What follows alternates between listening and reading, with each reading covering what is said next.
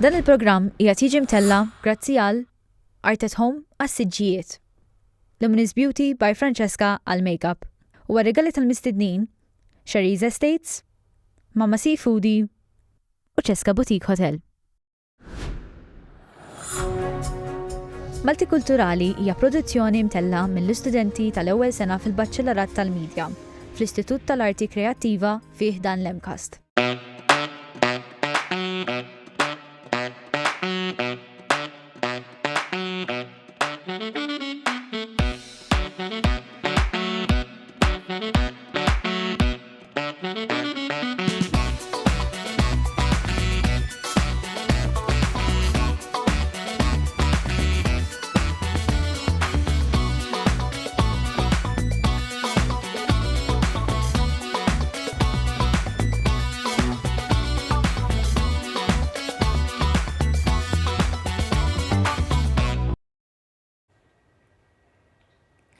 Nilqawkom għal programm ieħor ta' Multikulturali Personalitajiet. Din hija produzzjoni mtella mill-istudenti tal-ewwel sena tal-Baċċellarat fil-Midja tal-Istitut tal-Arti Kreattivi fih dan l-Emcast. F'dan il-programm aħna nitkellmu dwar personalitajiet li ħallew impatt fuq is-soċjetà Maltija. Illum għandna personalità li hija magħrufa immens mat-telespettaturi u bla dubju m'għandha bżonn ta' l-ebda introduzzjoni. Araw jinnexxikom xtaqtaw minnu jew minni? Il-ħajra li jaħdem fil-produzzjonijiet ta' televiżjoni bdiet minn eta żgħira. Ta' 19-il sena dan il-personaġġ ġie rrifjutat biex jagħmel voiceovers għat-televiżjoni. U baqa' jaħdem u eventwalment għamel parti mill-produzzjonijiet ta' programmi Maltin. Fosthom Għal aħna jew maħniex bir-rispett kollu u ras imbras, fejn xi ħud minnhom kienu wkoll preżentatur. Fi snin 80 kien attivist moviment taż-żgħażagħ li kienu jissejħu tan-numri. Dan il-grupp kien jipprotesta kontra l-vjolenza u jaqbes għaż-żgħir u l-batut. Dan il-personaġġ huwa gradwat fil-ġurnaliżmu, komunikazzjoni u xjenza politika mill-Università ta' Malta. Kien ukoll studja teatru f'Malta u anke l-Italja u għamel xi żmien fejn ħadem ta' għallim. Dan il-personaġġ huwa magħruf għall-aktar programm ta' diskussjoni popolari li xandar bejn l-1997 sal-2020 u ilu għal snin twal jagħmel parti minn maratoni ta' ġbir ta' fondi differenti. Tajtu minni l-personalità tal-lum? Owejo. U fl-istudio maħna nilqaw l-Peppi Azzopardi, kif inti Peppi? Iva, għet nħoss nostalġija kbira, xawnek jena kont tiġaf dal-istudio. Meta t-tifel tijaj, Xandru kien jistudja unek. U kienet esperienza unika kemm għat-tifel kif huwa l-familja tagħna. Għaw jisir xogħol tajjeb ħafna mill-allima, min-nies li jieħdu ħsieb u proud ħafna li t-tifel tiegħi gradwa minn hawnhekk. Grazzi ħafna tal-qajt l-istedina tagħna. Mill-qalb. Peppi, illum nistgħu ngħidu li int kont fil-qasam tat-televiżjoni kont ikona f'dan il-qasam. Però mhux dejjem kienet faċli, mhux hekk? X'jek tkompli tirsisti fil-qasam tax-xandir? Darba konna t-namlu aħna jew maħniex li semmejt hemmhekk u jiena kont qed nikteb is-sigla. U s-sigla kont daħħalt l-kelma ċuċ ġo fiha u dak iż-żmien qed nitkellmu 40 sen ilu. ċuċ kienet kelma insomma kera dak iż-żmien. U għatlu ħjar nkellmu lil-ħed, dak iż-żmien ħed kien Meni Spiteri l-ummiet. Nsellem il-memorja tiegħu. U morna jienu fin Sfabri bda bil-kitarra, insomma bdejna nkanta doqilu kanta u għarras wiċċu qal Madonna daħħalta għax kont daħħalta fir-refrejn jimixtax. Għal Madonna daħħalta fir-refrejn għalli tagħmluhiex. Okej. Aħna ħirġin kif kont se naħroġ mill-bieb għajjet li da s-Sur Spitelli nkellmek waħda. Għalli darba oħra saqsinix qabad u għamilha. U dikinhar jien tallimt ħaġa li biex tirnexxi ma titissaqsi permess il-ħadd. Kun accountable, għax meta ssaqsi l-permessi, dawk ibdew ħossuhom responsabbli, jibdew jasbu li tdaħħalhom f'xi trabil, ovvjament ikun hemm anke ċensura, ġifieri vera llum fuq il-PBS, pereżempju fuq TVM, tista' tgħid ċuċ u tista' tgħid anke affarijiet iktar oxxeni minn hekk, però mbagħad ma tistax tgħid kontra l-gvern għax ma jistednux inkella, ġifieri tinduna li mhux vera, neħħejna ċ-ċensura ta' ċuċ, imma ma neħħejniex iċ-ċensura propja. ċensura tal-poter, ċensura li għanna nġildu kontrija kull ħin u kull moment. U nispera li jintom bħala studenti hawnhekk qed titgħallmu ma tobdux u tirreżistu bil-kbir min jipprova jikkontrollalkom moħħkom u x-xogħol tagħkom. Fil-bidu tal-karriera tiegħek kont tagħmel parti mill-produzzjoni tal-programm Aħna ħna jew maħniex. Dak kien programm satiriku li fis-snin 80 kien jitqies bħala programm kontroversjali. Kif itteġġi tgħid li tieħdu l-kuntest satiriku teatri biex titkellem fuq daw is-suġġetti serji? Għax nemmen li s-satira hija mod kif inti tkun kritiku, toħloq kuxjenza, fl-istess ħin hemm element ta' entertaining ġo fih għaliex kif naħseb qed titgħallmu intom kull ħaġa li tagħmel fil-medja l-ewwel ma tkun hija entertainment. Hekk ma tkunx qed tieħu pjaċir taraħ. Eżattament. Ma taraħx. Sal-editing stess tiegħu Mhux hekk tibqa' dej b'kollox. Ġifieri inutli tagħmel programm tajjeb u riċerkat u kollox, u ma jkunx entertaining għax kun għamiltu għal xejn, ġifieri, ma jkun jagħti jaraħ pratikament ħadd. So, dik kienet importanti li jkun hemm dal-entertainment. Dak iż-żmien ma konx tiċċajta, ġifieri, biex tiċċajta pereżempju l-ar, pereżempju tiċċajta bil-Knisja. U aħna ddeċidejna again, ddeċidejna li nagħmlu programm li nissugraw għaliex f'da x-xogħol tittissogra, tittieħu riski kbar. U d-deċidajna nibdew niċċajtaw bil-politiċi, bil-Knisja, b'dak kollu li tista' tagħmel satira dwarha. Konna minna ħafna songs ukoll li kienu baqgħu popolari, kienu mbijaw ġifieri bla doċċ u hekk, ġifieri kien popolari ħafna dak iż-żmien il-programm. Bilhom mod taħseb li dan il-kuntest influwenza l-perspettiva tal-poplu Malti?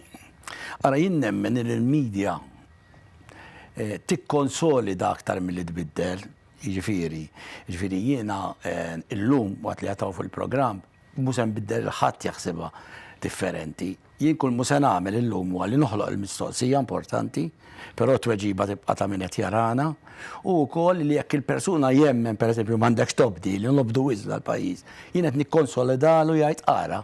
Mux jien biss nemmen hekk, jien privat pereżempju meta kont żgħir kont nemmen hekk, imma kont naħseb li waħdi u bad darba barra fit-triq insib leaflet u kien hemm miktub tobdix il-poter għandu jibża minnek, mhux tibża minnu, liġi inġusta iksira.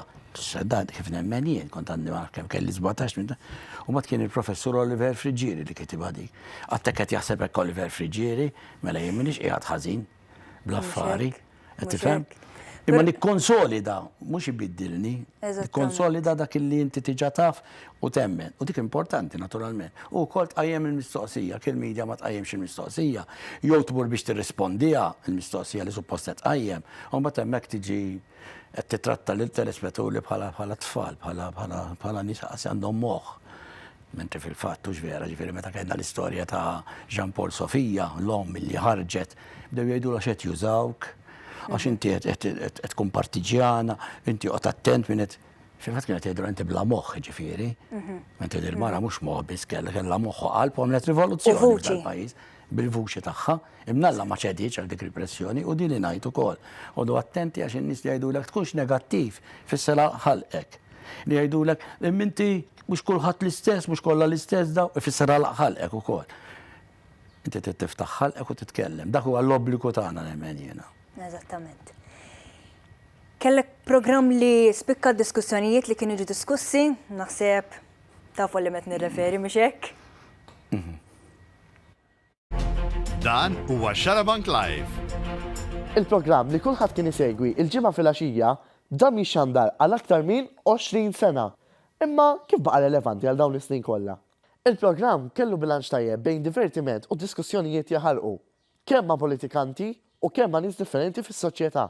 Xarabank mhux dejjem kien jintoġob minn kulħadd, u waħda mir-raġunijiet hija li Peppi kien iġib il-qudiem ċertu suġġetti li kienu kontroversjali, fosthom l-LGBTIQ+, l-abort, l-immigranti u ħafna aktar. Ħafna nies ma jirrealizzawx ir-riskju li Peppi kien jieħu, imma ma kienx jibża u xorta baqa' jindirizza suġġetti attwali. Meta kien għadu żgħir kellu xewqa li jbiddel id-dinja.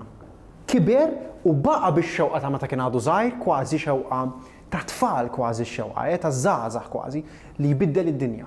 U fil-fatt minkejja li llum kiber qed ħar ta' għadu żagħżugħ idealist li jrid ibiddel id-dinja, li jrid jeqret il-faqar jgħin l-immigranti, joħroġ il-priġunieri mill-ħabs jew itihom tip ta' riforma aħjar. Dawn huma kollha ideali li jkollok meta tkun għadek żagħżugħ. Ftit huma n-nies li jikbru bħal Peppi u jżommuhom dawk l-ideali, ħafna nies jitilfuhom. Huwa fehm il-valur tal-libertà tal-kelma u l-progress fis-soċjetà.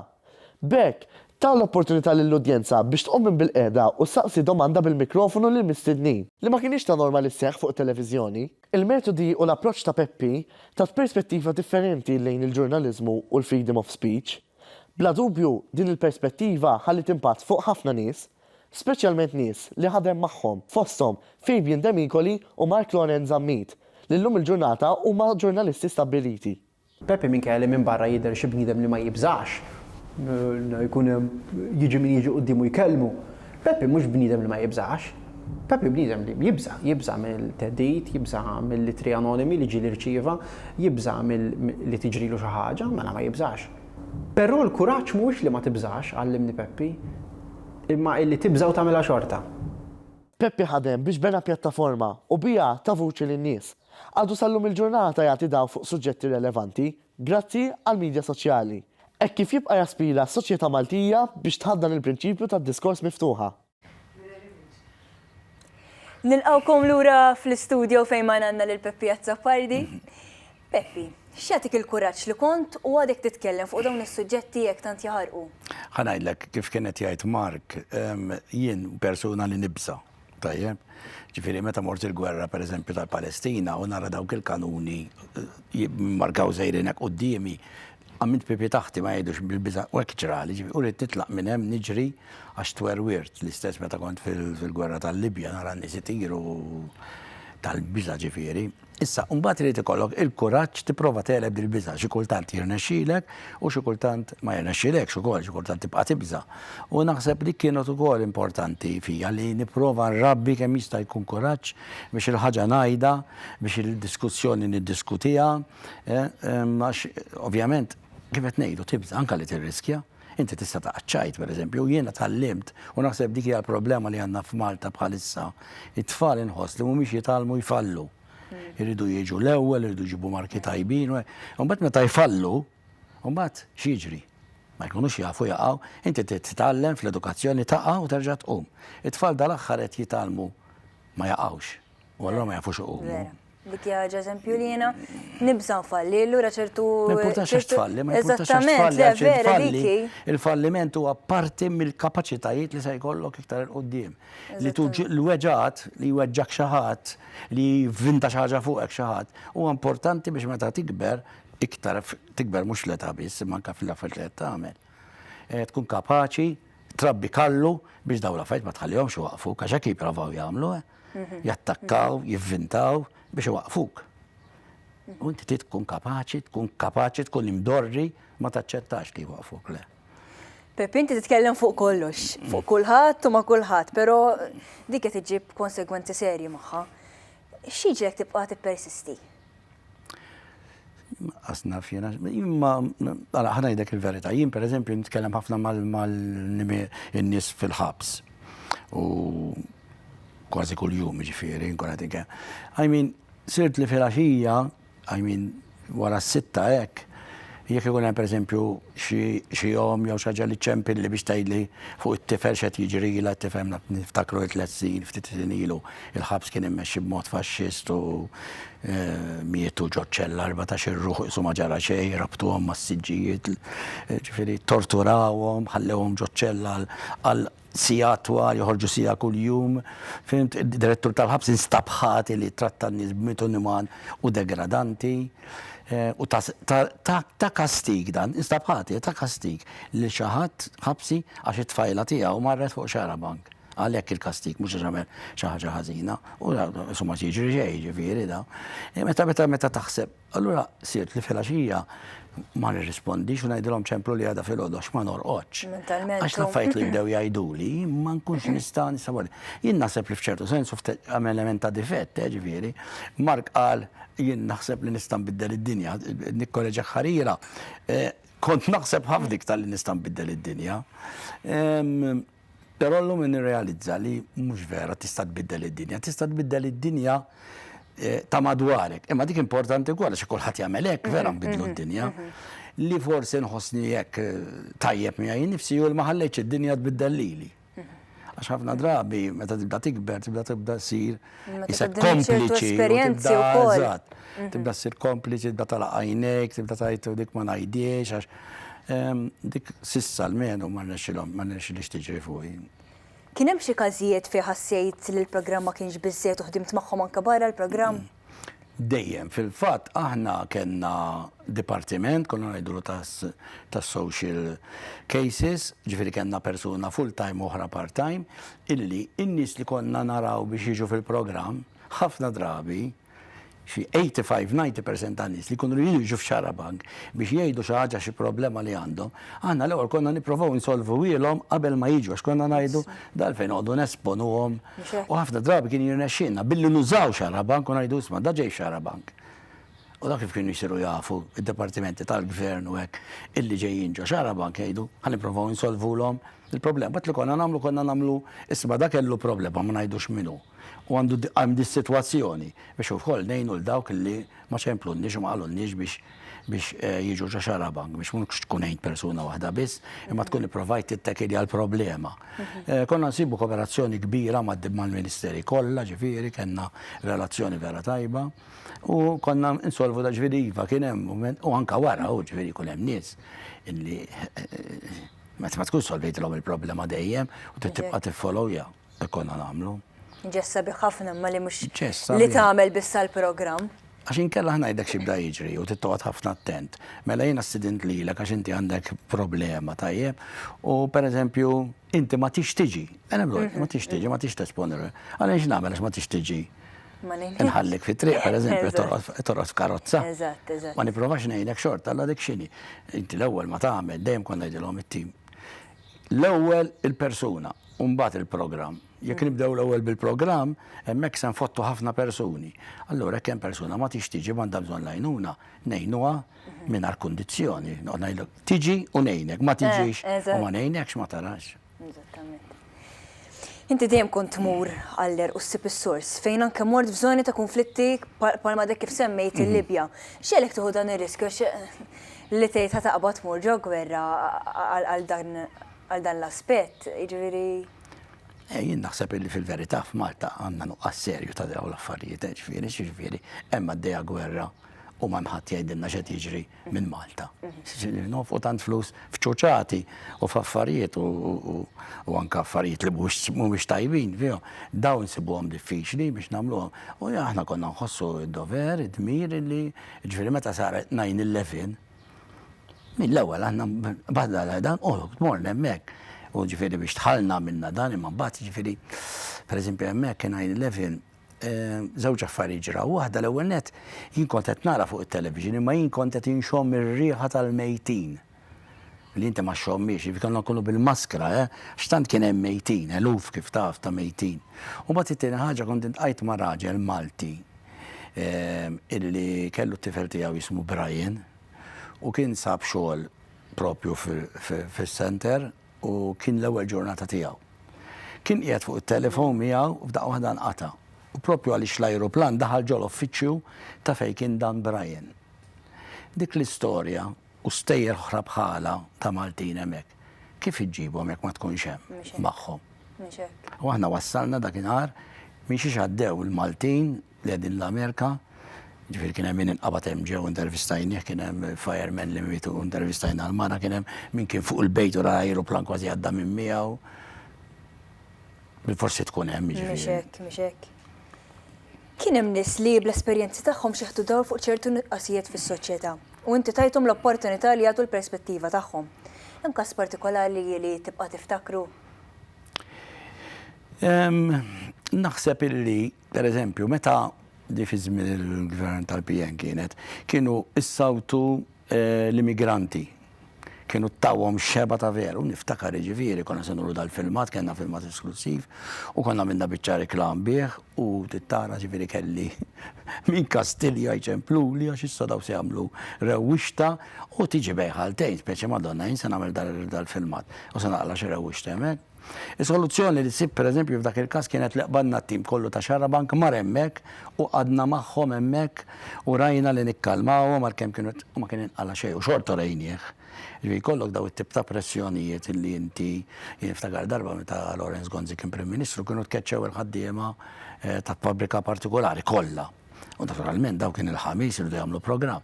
Studintu għall-ewwel speċi għal jiena x'se naqbad ngħidilhom u jiena kontatlu niftakartlu prim jien irrispettak, però ġalniex nażel bej il-lealtà tiegħi lejn in-nies u l-lealtà tiegħi lejk għax nażel lejn in-nies. Jiena se nagħmlu l-programm hekk ma tiġix, għamiltu ġi u faċċihom. Hekk għandha tkun il-medja qedem biex tiċċellinġa lill-politiċi, mhux tħalli l-politiċi jiddettaw. Ġifieri anke pereżempju meta jkun hemm dibattitu, x'jiġifieri llum hekk jiġri, noqgħod insaqsi l-Prim Ministru hekk irid jiġi, hekk ma jrid jiġi ma nsaqsix il-kap tal-Oppożizzjoni, ma tarax. Tistidilhom it-tnejn. Hekk wieħed minnhom ma jiġix jew waħda minnhom ma tiġix, tagħmel programm xorta mal-oħra jew mal-ieħor. Inkella tkun qed tħallihom jiddettawlek il-min tistieden u l-min ma tistiedinx. U meta tistidinhom u x-ċirkostanza jriduha jew le. Ġifieri f'dak sens kien hemm ħafna momenti li mhux ftit ħafna momenti li ikollok pressjoni li tiddirja magħha, dejjem tiftakar ma tobdix. Importanti ħafna hekk ma rid ngħid xejn f'dal-programm huwa tobdux. Speċjalment affarijiet li ġallukom tagħmlu biex tiċċensuraw in-nies, biex ma tistidnux in-nies, biex tal-aħbar iddawru aw tafġuha kif iridu huma. No, dak mhux il-funzjoni tagħkom li qegħdin tistudjaw il-medja hawnhekk. Apparti x-xandiru l-ġurnaliżmu l-kontribuzzjoni tiegħek lejn is-soċjetà ma tiqafx hawnhekk. Ħanaraw kif. Li lim il-programmi ta' diskussjoni, Peppi jagħti kontribuzzjoni tiegħu lil min għandu bżonn. Ilu għal snin twal jgħid f'maratoni ta' ġbir ta' fondi differenti. Imma hemm waħda partikolari li Peppi kien ilu mill-bidu u għadu jorganizza sal-lum il-ġurnata. Din hija l-istrina. Kollox beda b'kombinazzjoni fl-1995 meta Peppi kienet iħuf madwar il-kuruturi tal-PBS u inserta lis-Sinjura Silvana Kristina li dak iż-żmien kienet il-kap tal-programmi tal-PBS. Flimkien ħarġu bl-idea li jiġbu xi ħaġa żgħira għal min għandu bżonn. Bekk taw bidu għall-istrina. Kull sena l-istrina tiġbor ammont kbir ta' flus, blan li tgħin in-nies fil-bżonn, bl-iktar ammont riċenti tal-fuq minn 5 miljun euro. L-istrejjel u n-nies li ntaqa' magħhom Peppi ituħ ir-raġuni li dejjem ikun preżenti. Bekk dejjem jibqa' attiv fl-organizzazzjoni tal-maratona sena wara l-oħra. Nilqawkom lura fl-istudio, ma għandna l-Peppi Azzappardi. Peppi, inti kontet li x-xewqa tiegħek għall-istrina jien ma taqafx miegħek u għamilt il-pass li għaddejta lill-Presidenza. X'għalek tieħu dan il-pass? Għaliex nemmen ħafna illi jekk inti bdej xi ħaġa, saf kif forsi egoistikament tista' tgħid imbagħad tispiċċa inti u tispiċċa miegħek, imma dik tkun ego trip, ego għandi ta' mhux m'għandix, imma ma nagħmlux trip tal-imod li twaqqaf xi ħaġa tajba bħal di għax jien se nibqa' fiha. So jiena seraħt moħħi li di tkun għand il-Presidenza, mhux għand il-President, għax il-Presidenti jinbidlu, imma għand il-Presidenza u allura moħħi mistrieħ li nispiċċa jien u l-istrina ma tispiċċax. Tibqa' għaddejja kif fil-fatt baqgħet għaddejja u tibqa' dejjennejnhom imma m'għandniex norganizzawha kollha aħna u dik hija ħaġa tajba ħafna li ħallejta titlaq u tibqa' tagħmel il-ġid. Biex ngħidlek il-verità, l-effett li għandna daw il-ġbir fuqi huwa illi tallimt biż-żmien illi ma ninkwetax fuq iċ-ċoċati. Kemm hija ħasra u kun nista' nerġa' mullura u niftakar kemm kwint kwetajt fuq iċ-ċuċati. Rajt studju li sar 85% tal-affarijiet li ninkwetaw fuqhom ma jiġrux. Ġar kemm ninkwetaw għal xejn. Eżatt, ma tinkweta fuq iċ-ċuċati allura jiena meta nkun qed ninkweta f'daqqa waħda tiġi mara. Tgħid it-tifel għandu kanser. Ir-raġel miet u issa qabad kanser lili. Jiena ngħid jiena kont qed ninkweta fuq il-portieri. Jien kont qed ninkwieta fuq għax ma xallix it-television, jien qed ninkwieta fuq għax il-lejla mhux se niekol kif xtaqt, bis-serjetà, meta tara taqta u jien ħin kollu nintaqa' magħhom fil-fatt. Kun hemm żmien meta anke jien ikolli bżonn il-kura u fil-fatt mort Anti-Enrichment Foundation u ħadd il-kura jien għax bl-affarijiet li nisma' jibdew jaffettwawni ħafna drabi xi kultant insibni anke naqbad nikbi u ma nkunx naf għalfejn. U propju jkun dan daw l-istejjel inħin kollu tisma' xumbat bid-drogi pereżempju nies li jmutu jiġihom u tgħidlek mitli. Aw Malta għandna problema serissima ta' drogi, kbira ħafna l-problema. U kbira iktar għax ma nirrealizzawx kemm kbira. Meta tirrifletti fuq l-esperjenzi tiegħek fl-istrina, x'kienu wħud mill-iktar momenti ta' sodisfazzjoni għalik personalment? L-iktar affarijiet hekk li x'ismu li nħoss li ħafna nies jiġu mejjuna u inti meta tasal f'dik is-sitwazzjoni li jkollok xi ħadd fil-familja. Dik eżempju ġifieri xi ħadd għandu tifel marit tajjeb, fantik eżempju tifel partikolari li jinsa jieħu nnifs. U da bil-lejl ikollu magna illi jekk ma jkunx hemm jinsa jieħu nnifsu jmut. U daw indbagħtu l-Ingilterra u kellhom jagħmlu sentejn u nofs, ġifieri jsibu ġob hemmhekk, tifhem jitilqu kollox biex propju jkun jista' dat-tifel jibqa' ħaj. Bis-saħħa pereżempju tal-istrina, l-ewwel qed sabu fejn joqogħdu nenithom u mbagħad biex taxxaq li xtrat l-istrument, trenjaw in-nies u llum tat-tifel qiegħed Malta u għadu jorqod bil-magna, imma l-menu qiegħed Malta, mal-familja naf kienna storja oħra ta' dat-tifel qed imut u waqt li għat l-ITU beda jgħid irrid il-birodu tan-nanna, dan kien ta' Puttinu. U Puttinu mill-ewwel tellaw in-nanna. Issa di mhux xi miraklu ma nafx imma u di għamlitlu l-birodu. U Alla jbierek da tifel fiq ħareġ mill-ITU llum Alla jbierek jiġifieri u tibda tajtek jiġifieri da problem mhux il-birodu ma l-fatt li kien hemm in-nies miegħu in-nanna li kienet mara importanti ħafna għalih. Għamel il-kuraġġ da u spiċċa fiq.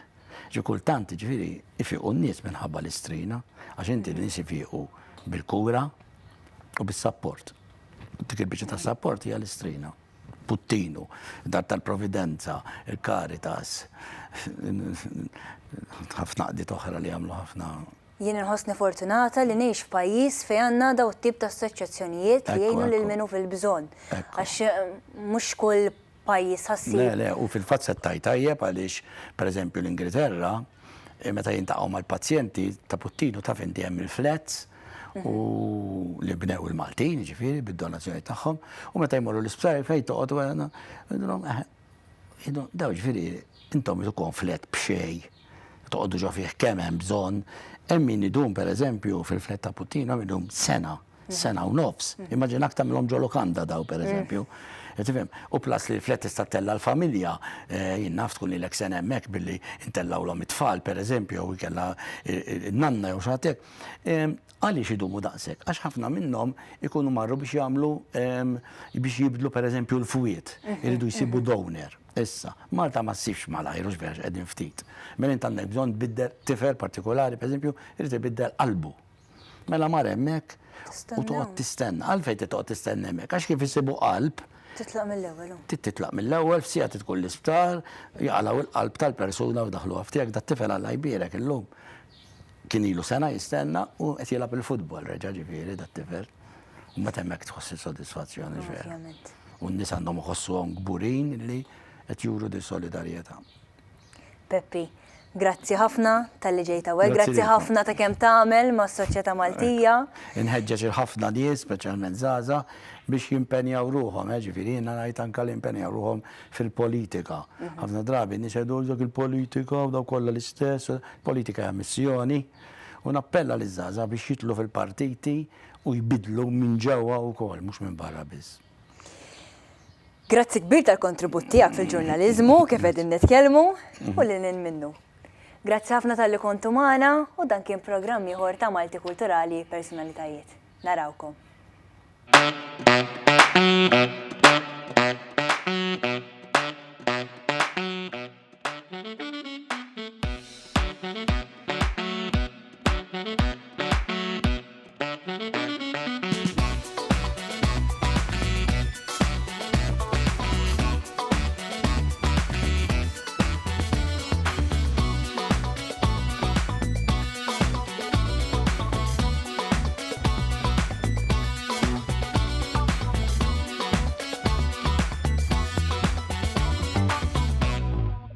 Dan il-programm qiegħed jiġi mtella grazzi għal Art at Home għas-siġġijiet, Luminous Beauty by Francesca għal makeup u għar-regali tal-mistednin Shari's Estates, Mama Seafoodie u Cesca Boutique Hotel.